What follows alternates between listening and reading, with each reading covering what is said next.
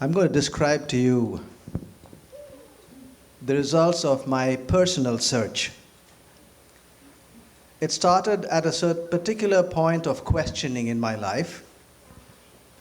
But whenever you question, you will have to come back to a certain basic point. And the basic point that I came to was, is there a God in existence at all? So that is the first question we're going to ask this evening. Most of us like to go to one side, and it's called confirmation bias. It's the tendency to recall, select, or interpret evidence in a way that supports one's pre-existing beliefs. How many of us in this room has confirmation bias? Everyone. By the time you come to high school and college, you have it quite fixed as to what you would like to think. And you will just slide into that side. Why do we have confirmation bias? Because each of us in our minds, whenever we hear a report, we approach it in three attitudes. One, the mind of a skeptic, or the mind, this number two, the mind of a believer, and three, the mind of an inquirer. Now, what do I mean by these three words? I do not mean people, I mean attitudes. A skeptic dismisses the report prior to thorough investigation. A believer will simply swallow it, whereas an inquirer will say, hold it, I need to make an inquiry. I need to find out. Another set of statements, a skeptic will focus on the question because he doesn't want to accept it, and the believer will focus on the report, no matter how many big questions are left aside, whereas the inquirer will say, let me weigh it out. So what shall we be when we want to do an inquiry? We want to become an inquirer. But that would be the toughest decision you can possibly make in your life. Because becoming an inquirer is not making inquiry. Because you can make inquiry as a believer, you can make inquiry as a skeptic. That's the problem. And we can flit from one to the other, and we don't even know which one we are really using. The idea is to become an inquirer. And to become an inquirer, you've got to keep at least two things in mind. Number one, initially when you start inquiring, all options are equal. Now that is tough. Remember what the two options are. There is a God in existence, and there is no God in existence. Those who say there is a God, they are called theists, and those who say there is no God are called atheists. So in the beginning, when you want to make an inquiry, both atheism and theism are equal. Are you willing to accept that? See how hard it is? And number two, either will be acceptable as long as it is based on evidence, reason, and logic. In other words, if you really want to become an inquirer, you stand right in between the two options and tell yourself, if reason, evidence, and logic points to becoming a theist or a believer, I will become a believer. But if evidence clearly points that there is no God in existence, then I will become an atheist the next day. And that's why whenever you make an inquiry, it is the hardest decision you can make. But you have no option. Because what is the use of winning an argument on the wrong side of the story? It's better to lose than to win on the wrong side. So it's a tough question. I went through it. And let's just see what happened when a person might go through it like I did. You create an atmosphere first, because the moment you become an inquirer, you say, okay, I'm going to become an inquirer, I'm not a skeptic, I'm not a believer, I'm an inquirer. But let me tell you, 2 minutes later, you're going to go to one side or the other. Because we are built that way. And so to help us, I decided that we need four things. Number one is humility. It is absolutely number one for an inquirer. If you are not humble, don't even start. You must be humble. What's humble? Humbleness? It is the learning attitude that you can have at all times. Learn, learn, learn. Don't keep on trying to tell. Learn first. Because truth is just too big for you to say, I know it all. We know just a minuscule. Number 2 is honesty. It's in very short supply. I did my search for about 20 years. And in that time, I found that this is one thing that is almost completely missing in the religious world. And I'm not talking about just you and me. I'm talking about people who I spoke to, like the mullahs and the rishis and the priests and the monks and the pastors and the bishops. Oh, how they love to bluff. Nobody likes to be seen as ignorant. So when you ask a hard question, seemingly hard, nobody likes to say, I don't know that. They'll start talking as if they know it all. And that's why when I saw that, I found it so universal that I realized that I shouldn't point at just the pastor and the bishop and the mullah and the rishi and the priest. It pointed straight back to me. I most probably was also dishonest. And so I had to make a definition of honesty that I could keep to. And here's a definition of honesty. It is the willingness to give credit to a point or an argument, no matter who brings it to the table, and even if that argument will destroy my previous standing. In other words, you've got to be honest when a piece of information is brought to you. I call it the wow factor. If something is impressive, what do you say? Wow. Don't start saying, if I say wow, he'll get the point, not me. That won't be honest. Or if it is questionable, tell yourself it is questionable. You lose nothing by being truthful. Number 3, calmness. That's to do with emotions. The moment your emotions rise, judgment and reason will go down. They are in balance. So, there will be some times when I speak, some words and some sentences will come out pretty jarring to you. Don't get upset. What you should say is, okay, if he's going to say that, let me see how I can break his argument down. But don't get upset. Calmly break my argument down. Because if you're not calm, your judgment and your reason will go out and I might win. So you got the best chance if you just keep calm. The fact is, if you're humble and honest, you will be calm because you want to learn. And the best attitude of learning is to keep your mind open. Number 4 is respect. Once again, short supply. We like to stamp on somebody else. We like to show how superior we are. We don't like to give another point to them. But the best thing when you're doing a search is to respect somebody else. Respect does not mean agree. Respect does not even mean admire. Respect just says, well, if you say so, you've got a right to say so, maybe. You did your search. You did your research. Just like I want to do mine and say what I have to say.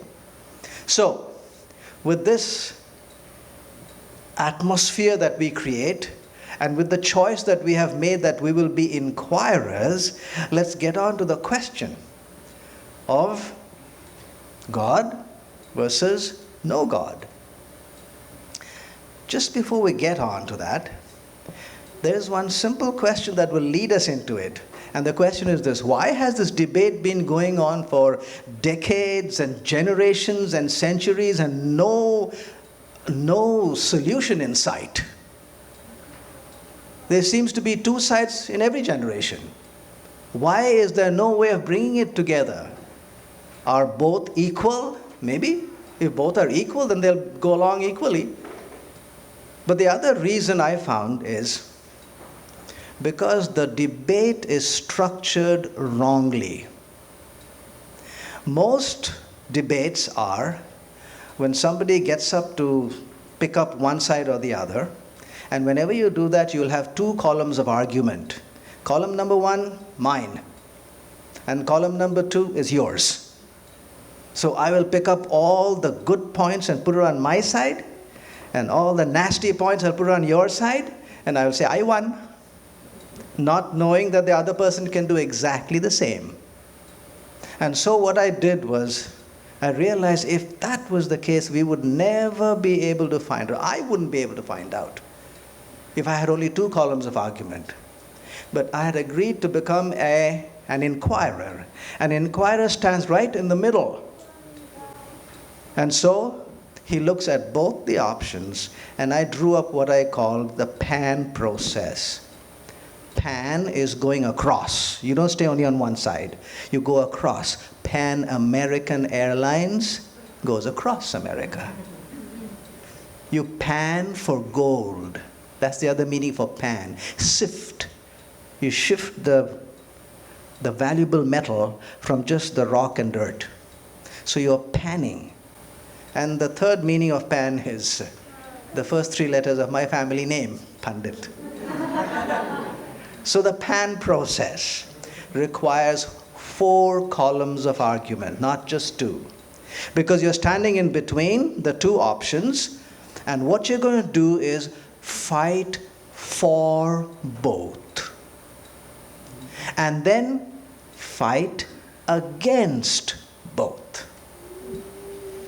That's the way you do an inquiry in the pan process. So we're going to the pan process. We're going to fight for both. We're going to fight against both. It requires 4 columns of argument. For A, that is for, we'll just say the A stands for atheism. What are the arguments for atheism? And the arguments against believers. So that will be on the side of atheism. Arguments for believer and arguments against atheism will be on the side of the believing person, or the believing concept. So let's see how this pans out. Option A is the side of atheism, which says there is no God in existence. What are the arguments for that statement? None. And you say, hey, isn't that being biased and one-sided? No, it's very simple. There cannot be an argument for a negative statement. The statement is in the negative. It says there is no God in existence. And you cannot have a negative statement unless you have exhausted every possibility. Let me give you an example. Suppose there are 10,000 lakes in the United States, and I stand up, now I'm sitting, I sit here and say, there is no lake in the United States called Chargo Gagog Manchau Gagog Chau Banagan Gamaug. How many lakes should I know about before I say there's no lake by the name of Chargo Gagog Manchau Gagog Chau Banagan Gamaug? How many should I know? There are 10,000. How many? All. Will 9,999 do? No, you got to know all. By the way, Chargo Gagog Manchau Gagog Chau Banagan Gamaug is a real name of a real lake. It's up in Massachusetts. It's in the Native American language. It's the longest name in the United States. And translated, it means I fish on my side of the lake and you fish on your side and nobody fishes in between. But the point we're making is that if I have to stand up and say there's no such lake, I must know the name of every one of the 10,000 lakes. Only then can you make a negative statement. If I say there's nobody in this room known as Mr. Brown, then I should know everybody's name here. If I should say that there is nobody like God in existence, then I must know every nook and corner in the entire universe. Only then can I say it. And there's no hope. You don't even know the town that you live in. Leave alone the county or the state or the country or the world, and never been to the moon. What if he made his office on the dark side of the moon? Been to the sun 93 million miles away? How many stars are there in our galaxy, Milky Way galaxy? 200 billion. Been to any of them? How many galaxies are there in the universe? According to the astronomers. I mean a guesstimate. A few years ago it was 125 billion. Today is 200 billion. Even if you, in other words, even if you had been to 99% of the universe, you would still have 1 billion galaxies still to go. There is no chance. So to make a statement that there is no such thing is really a misnomer. It's not right. Only if you know everything can you say there is none of this. Furthermore, if God can move about, and if He went to the living room while you went to the kitchen, then the only way you can say He's not in the house at all is to be both in the kitchen and the living room at the same time. So you've got to not only know every nook and corner in the universe, you've got to know about them at the same time. That is called omniscience and omnipresence. So to say that there is no God, you should have the attributes of God or become a God yourself. Its tangled knot is evident. You don't have any arguments for that column. And you would never have come to this idea unless you had done the Pan process. Only when you do the Pan process do you find that this column is simply empty. There are no arguments there. So number 2, we go to the arguments against theism. So the only hope that atheism now has is to smash up theism. It has no arguments for itself, as we saw just now. All it can do is smash up the other side. There are 4 that they usually talk about. We're not going to go through all of them. We're going to go through just maybe 2 if we have time. Number 1, it's a big one, which is number 2. Pain and suffering and evil in the world. It is the number 1 argument that I have heard and that many others have heard. If there is so much of pain and suffering and evil, then how can there be a God? It's a good question and a very tough question and a very real question.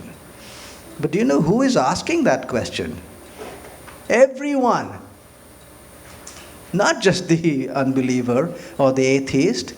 Even the believer asks that and has a tough time with that. Nobody has been able to answer that question. Nobody. Unless you look at it from another angle than our living conditions which we live, our natural condition.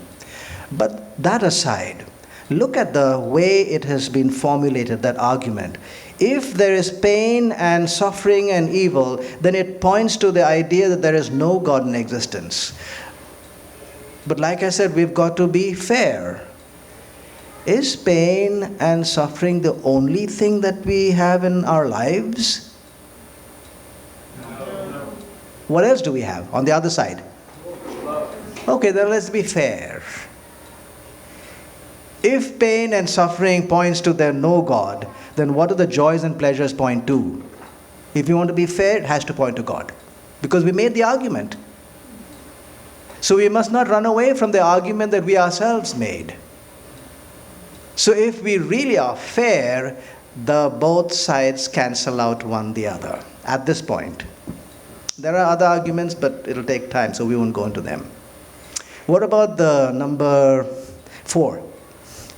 Creation to any thinking individual is quite silly, quite irrational, and unscientific. Why? Because nobody has seen it. And number 2, you cannot appeal to any known law of nature. How did it occur?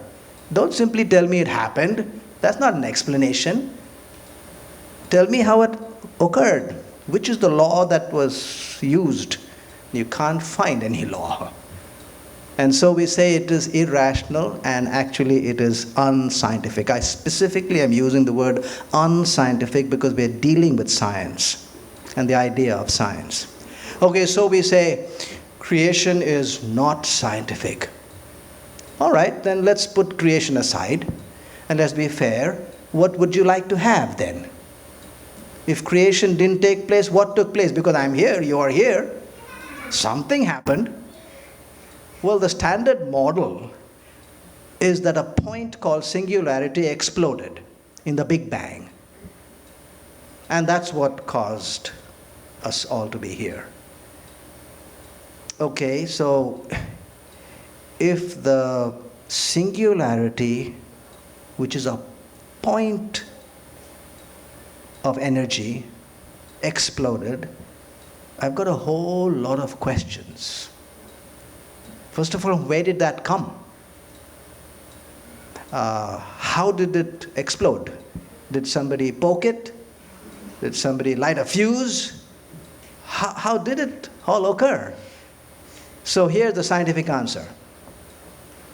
The laws of physics do not exist in the singularity. In real time, the universe has a beginning at singularity at which the laws of science break down.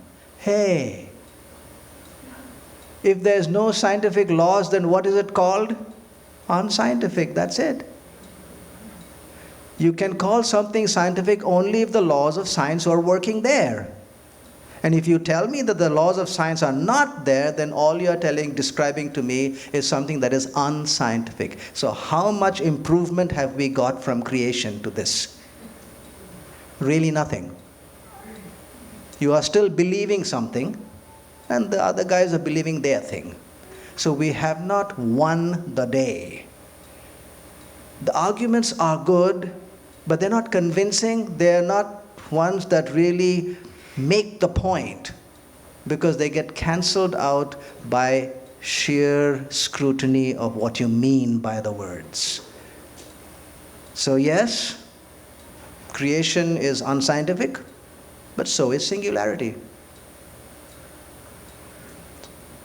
Cancelled out. With that, let's move to the other side. So on the side of atheism, there are no arguments for atheism. If you're very careful, it really makes good sense when you talk about it, because atheism has the word theism in it. So what it is saying that theism out there is wrong. It is not saying what is right, because it has no stand to take. Its stand is that the other stand is wrong. It does not have its own stand. That is why it has no arguments for itself. If you have any questions, jot them down. Let's go to the other side. For theism. And we've got 4 out there, but I'm going to go through only 2. Anthropic principle and the logical analysis. Anthropos means human. So anthropic principle means what are the factors that allowed life to come into being and sustain itself on our planet Earth. Now scientists have looked into it, and they find that there are some dozens of them, and they are extremely accurate. These laws are very complex, intricate, and precise. It seems that something is unusual about them. Let me give you one example. Take the expansion rate of the universe, which is fine-tuned to 1 part in a trillion. Now what's the meaning of that? Fine-tuned. It's this. The universe expanded from that point which is called singularity, but it expanded at a certain rate. For instance, one wall was moving at a certain rate, and then the other wall at the other side, and that's how it formed space. The rate of movement is what this is talking about. For example, the rate could have been one wall moving at 1 millimeter in a billion years. Now that's very slow, right? A snail would be like a rocket compared to this. 1 millimeter in a billion years, or it could have been the speed of light. Speed of light, 300,000 kilometers per second. Now, scientists have looked into the sky and into the cosmos, and they have found that the galaxies are very well distributed. The only way you can explain a well distributed material in an explosion, like we are describing the Big Bang, is if the explosion happened in such a rate, at such a rate that the space came about very rapidly. It's called hyperinflation, inflated very rapidly. Do you know what they suggest the speed of it? 10 followed by 27 zeros times the speed of light. That is 10 to the power of 27 times the speed of light. So here, can you see the spectrum now, of which this universe could have expanded? 1 millimeter in a billion years, and 10 to the power of 27 times 300,000 kilometers per second. So how many options are there? Trillions, that's this number. Trillion, trillion, trillion, trillion, trillion, trillion. 6 trillion, not 6 trillion, but trillion over trillion. 6 times over. That many options. So this universe could have expanded a liter an hour, 50 liters an hour, a trillion liters an hour. It could have expanded in any old number. But there's only one rate which will allow us to have life in this universe. In other words, if it were changed by one part in all those trillions, either a little slower or a little faster, we could not have a universe that would be capable of supporting life.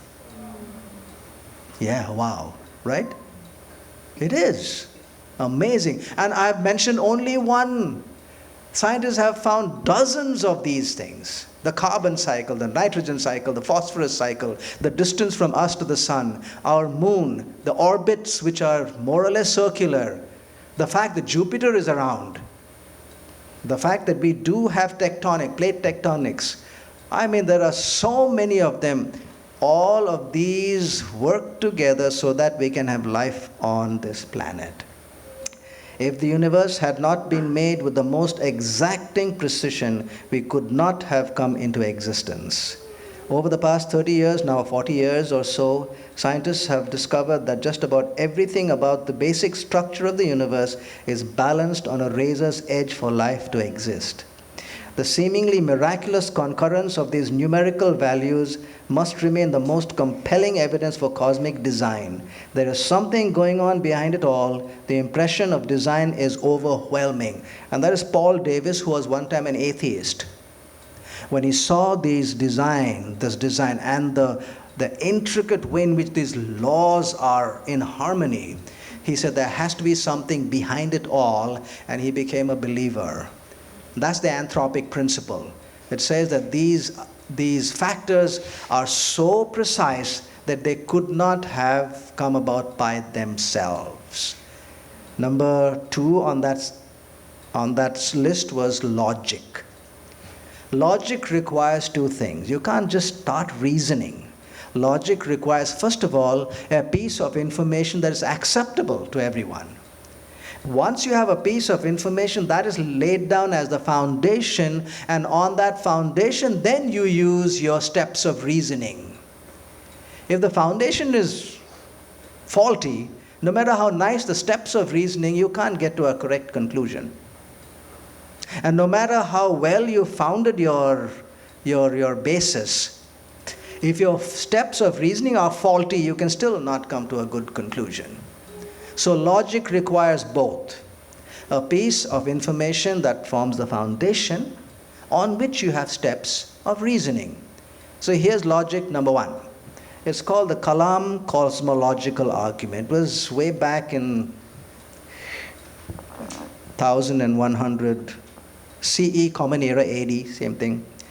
Here's the first statement, which is the basis. The universe has a beginning. Now remember, scientists until 1900s believed that the universe was eternal. It was only in the 1900s that slowly, very reluctantly, The scientists agreed, okay, we had a beginning. Do you know why they did not want a beginning? And they don't want it even today?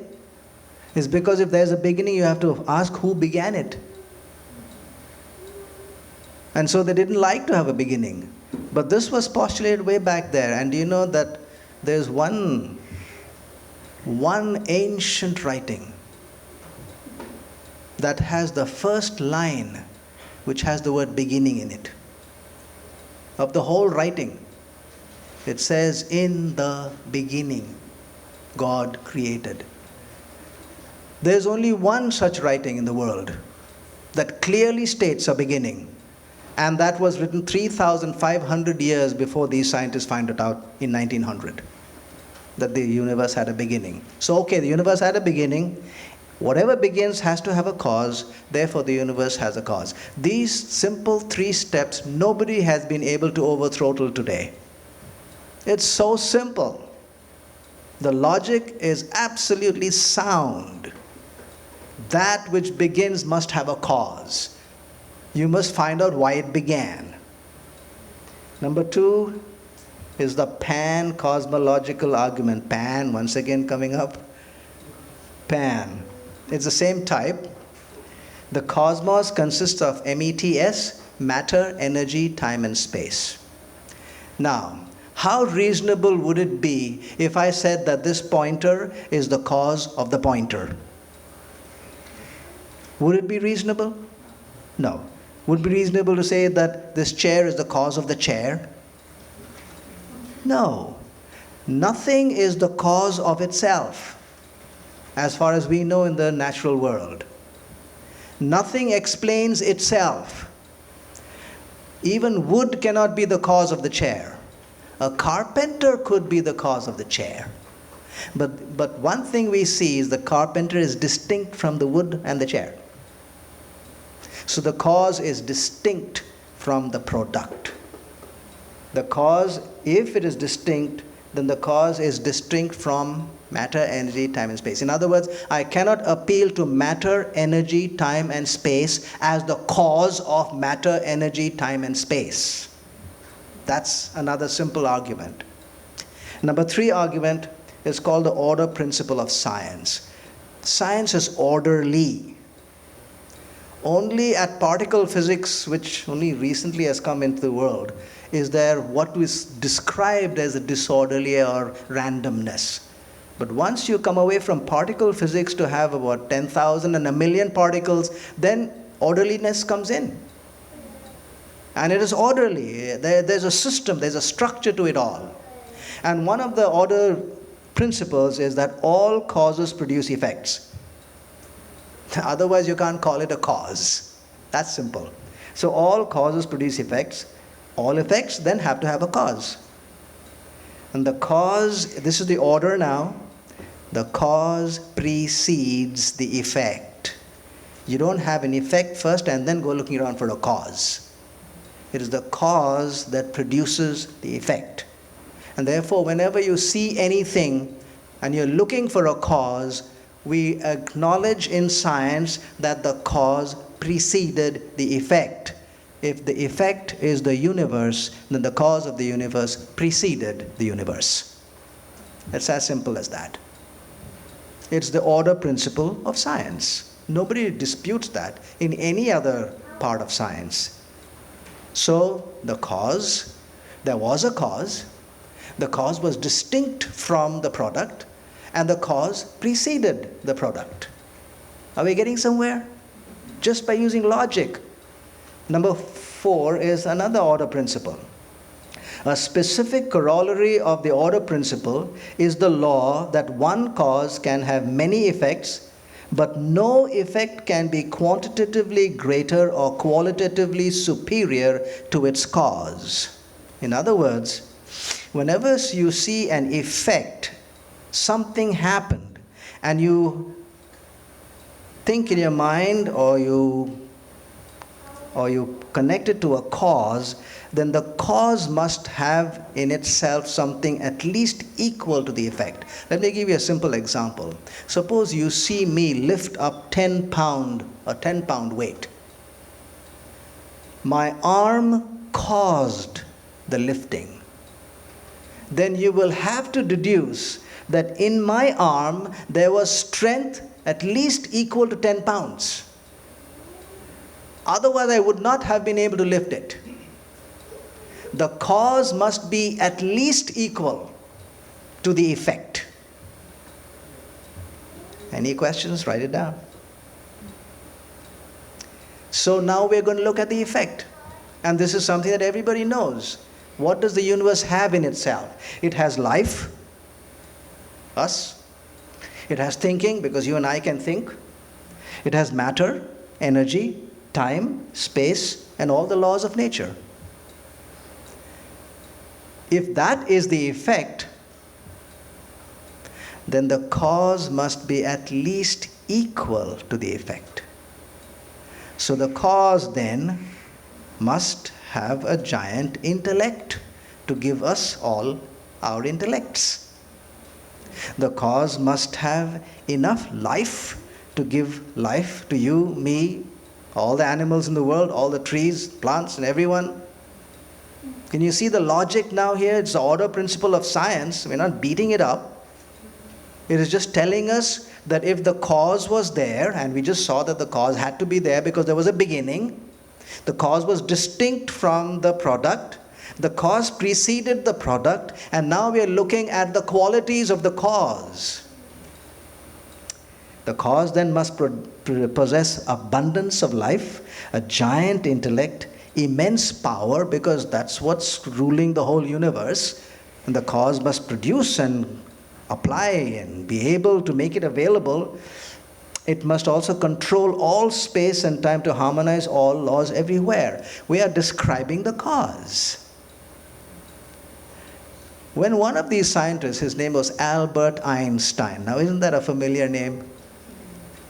Brilliant guy.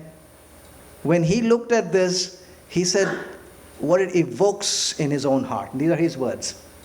They take the form of rapturous amazement at the harmony of natural law, which reveals an intelligence of such superiority that compared with it all the systematic thinking and acting of human beings is an utterly insignificant reflection. So we have actually, by just simple logic, described even the features of the cause. So if that cause had a giant intellect, we could call that as omniscience. So the conclusion with our logical steps is this. The universe has a cause. The cause is uncaused. It exists distinct from nature. It preceded the universe, and it's possibly omniscient, omnipresent, and omnipotent. We didn't have to ask any bishop or priest or pastor for this. We just got it straight from being reasonable and logical from the order principles of science. There had to be a cause of this nature. Now we go to the last one. What about statements that might be against atheism? Could there be? Well, let's have a look. We're going to look at only two of them, statistical analysis and the idea that everything came from nothing. Now, if God did not create the universe, then you have no option but to say that the universe came from absolutely nothing. And it's not just I who am saying it, just look at these statements from the people who say it themselves. So from nothing our universe begins. That was Bill Bryson in one of his books. So where did the laws of nature come from? They came from nothing. From the void out of which the universe spontaneously arose. By the way, the word spontaneously is not at all scientific. Think about it. What's the other meaning of the word spontaneous? It's 3-word sentence. I don't know. Yes, think about it. By itself, spontaneous somehow are all confessions of ignorance. They sound great and good, but just think about what they are saying. Spontaneous means I don't know what happened. The third one is the big one. The only reasonable belief is that we came from nothing, by nothing, and for nothing. So what is that statement based on? Nothing. Yeah. Just an opinion. That's all it is. But the point I'm making now is that all of them clearly state that the origin then was absolutely nothing. So let's look at that. Can nothing do anything? We're going to look at it 4 ways. Number 1, physically. Now, I just was coming here this morning and landed in Chicago, where the Sears Tower is. So this is really, really today's stuff. Let's build the Sears Tower, okay? But I'm going to give you no material to build it. I'm not going to give you any builder to build it. I'm not going to allot any space or land for it. I'm not going to give you any time at all for it. I'm not even going to give it yourself. And if the non-existent you makes any complaints, I'm going to tell you that I'm also non-existent. So now let's go and build the Sears Tower. Non-existent you and me. Physically, absolute nothingness is totally impractical. Philosophically, now this is philosophy, so if you didn't get it, that's okay. I'm going to just say the words, okay? Absolute nothingness cannot be imagined. Because an imagination requires a real mind. And you cannot imagine the non-existence of your own mind. Because you're using it to imagine. And so it is impossible to imagine absolute nothingness. And that which cannot be imagined cannot be proposed. It's as simple as that. So philosophically, absolute nothingness is an impossibility. Scientifically, now here's how they describe it, okay? Quantum fluctuations in the vacuum created the universe. So the vacuum means nothing. By the laws of physics, nothingness is unstable. So it's spontaneously converted to something. There was nothing, but it is so unstable, bang, it became something. Nature abhors vacuum. You know what's happening here? The idea is scientific.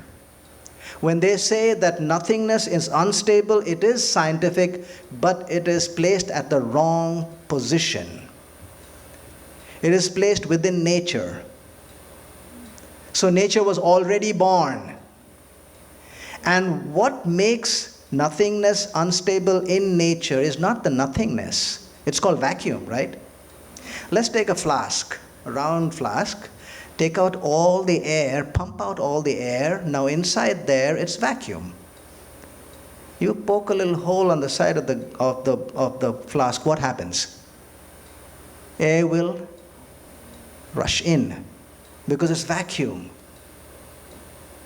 What causes that instability? It is caused by the molecules of air outside. Do you know how you can prove that? Very simply, place this flask into another flask, bigger than it, and pull out the air from both. Now you poke a hole in the one inside, in the middle. Nothing happens, because it had no air around it to get in. So the nothingness is unstable only when it is surrounded by something.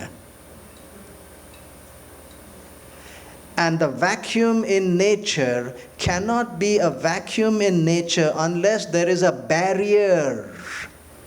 And the barrier is something, not nothing. If you take away the barrier, you cannot even have vacuum. And a vacuum surrounded by vacuum is completely stable. It's absolutely stable. It cannot change at all. So the idea that nothingness changed into something is mixing up these two nothings. Nothing in nature and nothing surrounded by nothing, which was the void which ultimately gave rise to the universe. At least that's what they were saying. So can you see that they're mixed up? All you got to do is ask the simple questions. And it's completely exposed that this idea of nothingness being unstable is a fallacy. Nothingness and absolute nothingness is absolutely stable. So absolute nothingness is scientifically untenable. It doesn't work because it's not absolute nothingness you're talking about. You're talking about nothingness in nature, which is vacuum, which requires a barrier, which is something. How about mathematically? Everyone agrees that at the beginning there was nothing, but here's the atheistic proposal. Nothing did nothing about nothing and produced everything. Didn't we see that in the previous statement? Right? The most reasonable belief is that we came from nothing, by nothing, and for nothing. What does that mean? Nothing did nothing about nothing, and yet produced everything. The theistic proposal says something did something about that nothing and produced the universe. Now, if you put it mathematically, this is what it looks like. Atheism says 0 plus 0 plus 0 is equal to 100. Yeah. Whereas theism says x plus y plus 0 is equal to 100. Now, which equation has a chance at all? You can clearly see, it doesn't take a rocket scientist to see that. If you want to formulate that equal, just put some numbers onto x and y, you get 100. But no matter how many zeros you have, you can never reach 100, not even one. So if you start off with 0 and add nothing to it, you'll land up with nothing. So absolute nothingness can produce absolutely nothing. That's simply logic, maths, and common sense. So based on the simple common sense, absolute nothingness is mathematically worse than absurdity. So, absolute nothingness is physically impractical, philosophically impossible, scientifically untenable, and mathematically worse than absurdity. The difficulties of belief may be great, the absurdities of unbelief are greater. You take your pick. The last one, statistical analysis. Chance is subjective, and it's something that we always use every day. Do you think there's a chance that roof might come down on our heads? Do you think there's a chance? Yeah, but you're still smiling, right? And you're laughing now. Why? Why aren't your hair, oh not my hair, your hair, standing on edge and you're looking at the door where you're going to run out from here? Why aren't you doing that? You just said there's a chance that the roof could fall on your head. Why would you not run away? Was because the chance is so small. We use it all the time. Small chance, big chance, more probability. It's called probability. In day-to-day life, here are the numbers now. We are talking about statistics. Now 10 to the power of 8 is 100 million, but really it's much less than that. But I've put it there because I wanted to make it a big number. In day-to-day life, if an event will occur 10 to the power of 8 times, that's 100 million times, and will not occur only once, we say it'll always occur. Just normal talk. And if it occurs only once and will not occur 100 million times, then we say it's impossible. The number is actually smaller. When it comes to scientific evaluation, the number goes up to 10 to the power of 15, 1 quadrillion. If something is going to happen 1 quadrillion times and may not happen once, we say it's set. If it happens only once and will not happen 10 to the power of 15 times, then we say, man, that's not possible.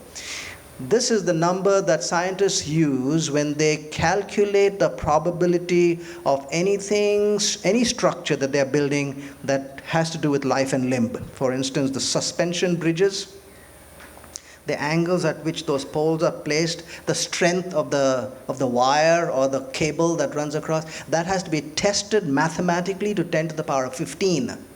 The plane, aerodynamics in a plane, rockets, They have to be tested to that level. Any principle that they're going to use has to be tested to that level. Now, when it comes to stating a scientific law, the number jumps up to 10 to the power of 50. That's a big number. Now, most of us don't know what that number is. I mean, it's gone off over our heads, right? Let me give you just a slight example. Suppose I want to test the law of gravity by dropping this pointer onto my other palm. Once per second. Drop, drop. What am I looking for? I'm looking for that one time when it will not come down.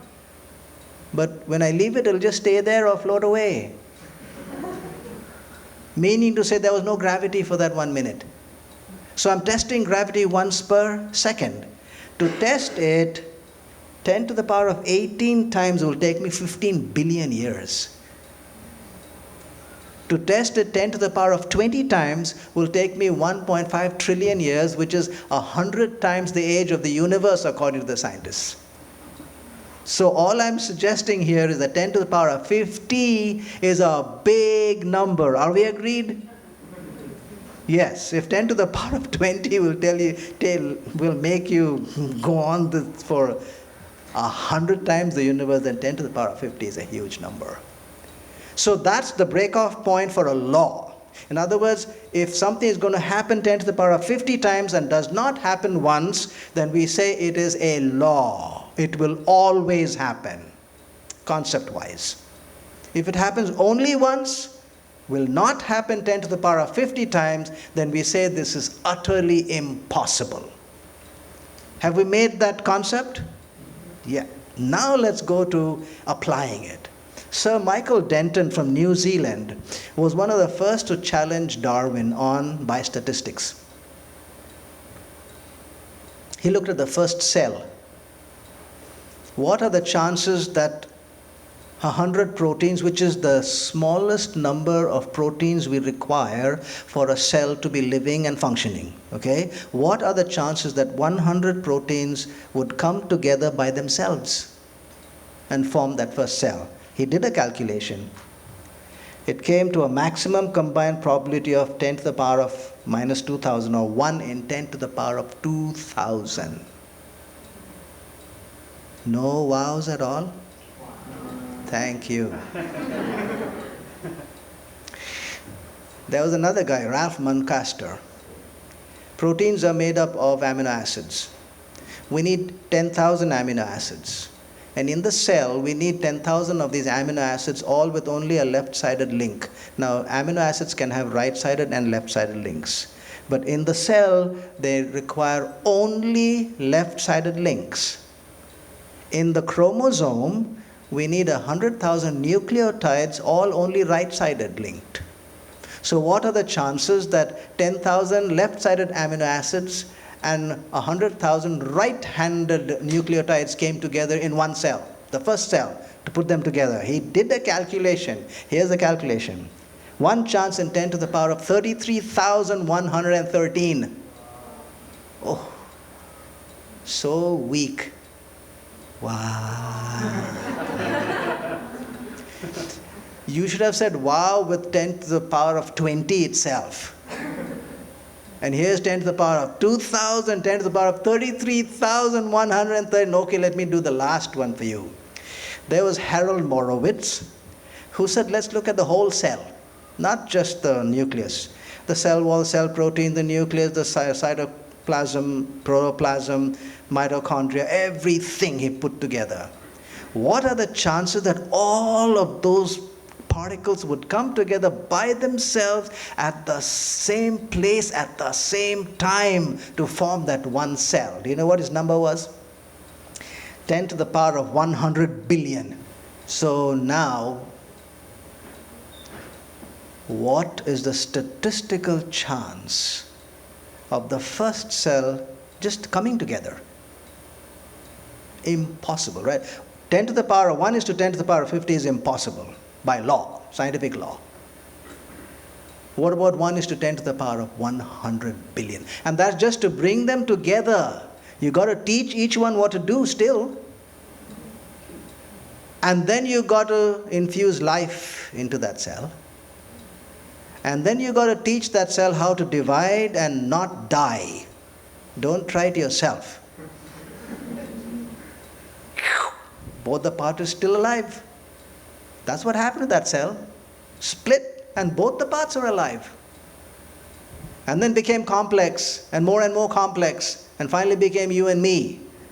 And then injected into that was some mystical qualities, abstract qualities of thinking, of love, courage, appreciation of beauty. Think of the possibility. Now, what's the number now? Can you see that statistically it's impossible? So here's the logic. If there are two options, only one of them is right, then if A is possible, so is B. If A becomes improbable, B becomes probable. If A is impossible, B becomes fact. Logic. Simple. I'll do it again. Little maths here. Let's give you a maths test. But don't answer until I tell you. What is the square root of 25? Don't answer. I'm going to give you a test. Square root of 25. I'm going to give you two answers. I said, don't answer. I'm going to give you two answers, and you've got to choose which one it is, and only one of them is correct. The first answer is 33. The second answer I'm not even going to show you. Which one will you choose? Can you see the point? 33 is bigger than 25. It's impossible for me the square root of 25. You didn't have to see the second one. That would be correct because I said of these two, one is correct. This is what Sherlock Holmes said. How often have I said to you that when you have eliminated the impossible, whatever remains, however improbable, must be the truth. We have eliminated the impossible. 1 is to 10 to the power of 100 billion. The other has to be the truth. If it didn't come together by itself, it was a supervised event, and that nobody can controvert by statistics.